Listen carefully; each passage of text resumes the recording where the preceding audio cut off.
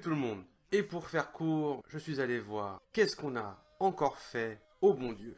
Ah, ça fait du bien de refaire une vidéo pour faire court. Et comme tout est pour faire court, je vais commencer par vous présenter, on va dire, les acteurs principaux de ce film.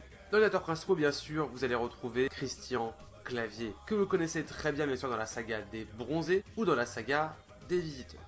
À côté de lui, nous avons Chantal Lobby, que vous connaissez bien également dans le film La Cité de la Peur ou Laisse tes mains sur mes hanches. À côté de ces deux personnages-là, vous avez également Pascal Nzonzi, que vous avez pu voir récemment dans Les Visiteurs 3, mais également il y a pas mal de temps dans le film Le Professionnel avec Jean-Paul Belmondo. Et dans les petits jeunes, entre guillemets, vous avez quand même Harry Habitant, que vous avez vu dans Débarquement immédiat et plus récemment dans À bras ouverts. Et bien sûr, Mehdi Sadoun, que vous avez pu voir dans Les Francis et dans La Dream Team avec Depardieu. Et oui, vous avez dû remarquer qu'il manque quand même beaucoup d'acteurs dans la présentation parce que concrètement j'ai fait le choix de vous présenter les acteurs qui pour moi portaient ce film. Parce que oui, comme vous pouvez voir sur cette affiche, il y a quand même énormément d'acteurs, dont justement les différentes filles de Clavier, le personnage de Clavier dans le film, la fille de Pascal Nzonzi dans le film, et également les autres gendres, et puis surtout Claudia Tagbo. Et pour vous dire que malheureusement, tous ces personnages que je viens de vous citer ne servent quasiment à rien dans ce film. Alors oui, vous allez me dire, oui, mais le film se concentre plus sur la relation entre justement le personnage de Christian Clavier et les gendres. Oui, mais déjà rien que dans les gendres, il y en a qui ne servent pas forcément à rien, ils sont plus portés par justement Harry Habitant et Mehdi Sadoun. Et à côté de ça, les filles de Christian Clavier dans le film, concrètement, elles ne servent à rien, elles n'ont pas d'importance réelle dans le film, alors que pourtant elles font quand même partie de ce film-là. Et l'intrigue qui était quand même basée sur Claudia Tagbo est inutile dans le film. Enfin, en tout cas, son personnage ne sert à rien. Et vous inquiétez pas, de toute façon, on en parlera plus quand on parlera vraiment du film.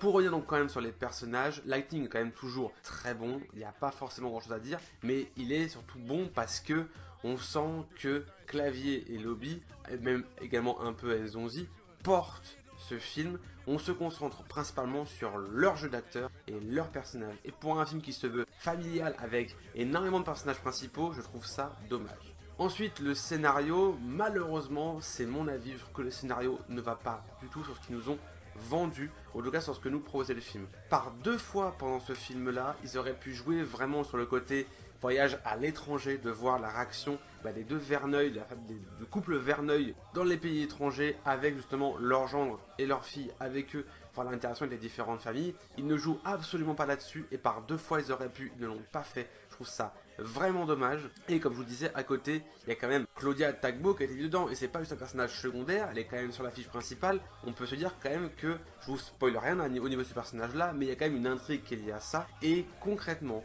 en voyant la fin du film, j'ai l'impression que le film en a strictement rien à foutre. Juste la fin en parle un petit peu et je trouve que la fin est complètement rushée. On sent qu'ils ont voulu dire, allez c'est bon, le film il est fini, allez, on y va. Non, on ne se sent pas du tout impliqué en fait dans l'intrigue avec Claudia et je trouve ça mais vraiment dommage. Les deux grands thèmes qu'ils voulaient exploiter dans ce film, ils ne l'exploitent pas, soit suffisamment, soit au final pas du tout, donc on en a strictement rien à foutre en fait de ce pan-là de l'histoire.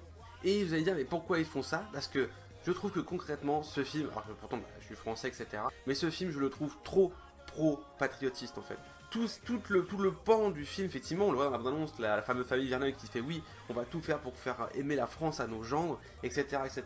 Je trouve que c'est une idée intéressante, mais justement on est trop là-dedans, et surtout qu'en plus à la fin du film, on nous fait accepter ça, on nous fait quand même accepter le fait que les gens ont subi une espèce de pseudo-lavage de cerveau pour leur faire aimer la France. Je vous spoil rien, c'est dans la bande-annonce ça concrètement. Et enfin c'est dit dans la bande-annonce. Et je trouve ça dommage qu'on nous fait accepter ça, qu'il n'y a aucun retournement, qu'il n'y a aucune réelle remise en question par rapport à ce thème-là. Oui, c'est un bon film, un bon divertissement, j'ai envie de dire du dimanche soir, mais non, je n'ai pas autant apprécié le deuxième opus que le premier. Le premier, je l'avais adoré, j'ai rigolé, l'histoire était intéressante, était drôle, était novatrice, c'était vraiment cool. Celui-là, ça sent le réchauffer, les blagues ne fonctionnent pas toutes, en tout cas pour moi, l'histoire n'est pas amenée vraiment sur ce qu'elle nous vendait. Je dirais pas que je suis déçu par qu'est-ce qu'on a fait encore au bout, ce que au vu des bandes annonces et au vu de ce qu'ils nous vendaient, je pensais que ça allait arriver là, mais j'aurais voulu être surpris, j'aurais voulu être étonné par rapport à ce que, et justement en fait être pris à contre-pied dans le film, et ça n'a pas été le cas. Donc concrètement, allez voir qu'est-ce qu'on a fait encore en banlieue, si vous avez aimé le premier, si vous voulez voir le second,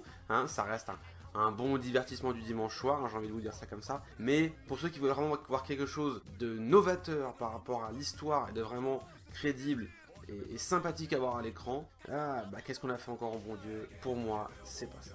Donc voilà, j'ai d'être ravi de ma review à chaud sur qu'est-ce qu'on a encore fait au bon Dieu. Si vous avez aimé cette vidéo, n'hésitez pas à liker, à commenter et à partager bien sûr, et à vous abonner si c'est pas déjà fait. Et moi je vous dis à la prochaine pour une nouvelle vidéo. A plus tout le monde.